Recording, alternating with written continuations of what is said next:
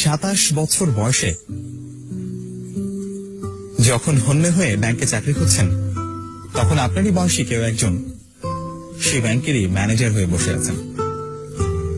আপনার ক্যারিয়ার যখন শুরুই হয়নি, তখন কেউ কেউ নিজের টাকায় কেনা দামি গাড়ি হাঁকিয়ে আপনার সামনে দিয়ে চলে যাচ্ছে। কর্পোরেটে যে সবসময় চেহারা দেখে প্রমোশন দেয় তা কিন্তু নয়। দিন বদলাচ্ছে, কনসেপ্ট গুলো বদলাচ্ছে। শুধু বেতন পাওয়ার জন্য কাজ করে গেলে শুধু বেতনই পাবেন। কথাগুলো কেন এমন হয়? সবচাইতে ভালোটি সবচাইতে ভালোভাবে করে কিভাবে? প্রথমেই আসে পরিশ্রমের ব্যাপারটা। যারা আপনার চাইতে এগিয়ে, তারা আপনার চাইতে বেশি পরিশ্রমী, এটা মেনে নিন। ঘুমানোর আনন্দ আর ভোর দেখার আনন্দ একসাথে পাওয়া যায় না। শুধু পরিশ্রম করলে সব হয় না, আর তাই যদি হতো তবে গাধা হতো বনের রাজা। শুধু পরিশ্রম করা নয়, এর পুরস্কার পাওয়াটাই বড় কথা। Only your results are rewarded, not your efforts. Well, only your results are rewarded, not your efforts. আপনি এক্সট্রা আওয়ার না খাটলে এক্সট্রা মাইল এগিয়ে যাবেন কিভাবে? সবার দিনই তো 24 ঘন্টার। আমার বন্ধুকে দেখেছি, অন্যরা যখন ঘুমিয়ে থাকে তখন সে রাত জেগে আউটসোর্সিং করে। ও রাত জাগার সুবিধা তো পাবেই। আপনি বাড়তি কি করলেন সেটাই ঠিক করে দেবে আপনি বাড়তি কি পাবেন। আপনি ভিন্ন কিছু করতে না পারলে আপনি ভিন্ন কিছু পাবেন না। বিল গেটস রাতারাতি বিল গেটস হননি। শুধু ভার্সিটি ড্রপ আউট হলেই স্টিভ জবস কিংবা জুকারবার্গ হওয়া যায় না। আমার মতো অনার্সে 2.74 সিজিপিএ পেলেই বিসিএস আর আইবিএ ভর্তি পরীক্ষার ফার্স্ট হওয়া যাবে না। অল আউটলায়ার্স বইটি পড়ে দেখুন। বড় মানুষের বড় প্রস্তুতি থাকে।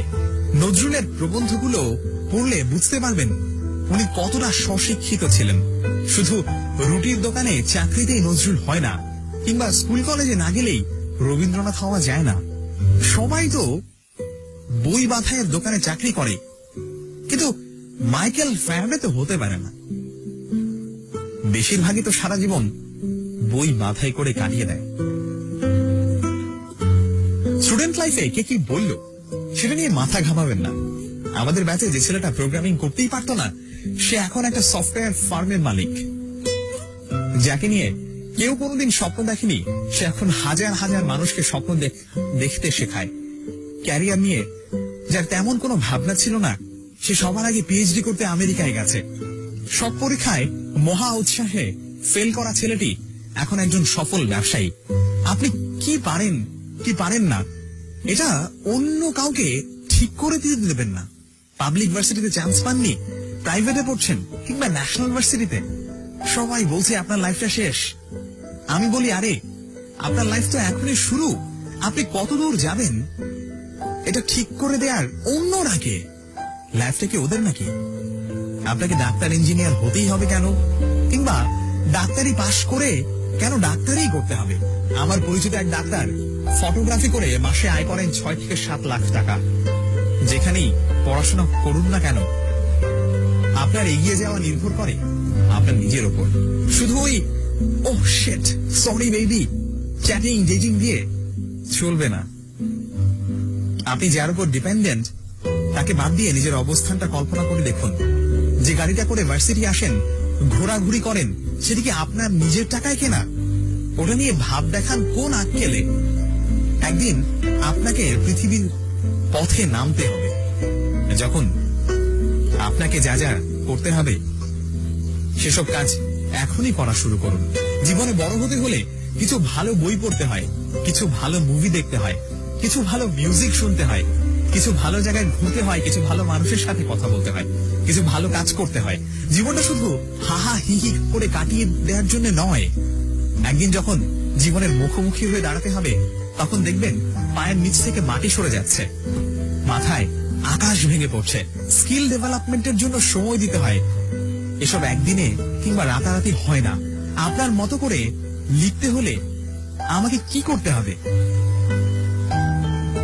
আমি আপনার মতো রেজাল্ট করতে চাই, আমাকে কি করতে হবে? এটা আমি প্রায় শুনি।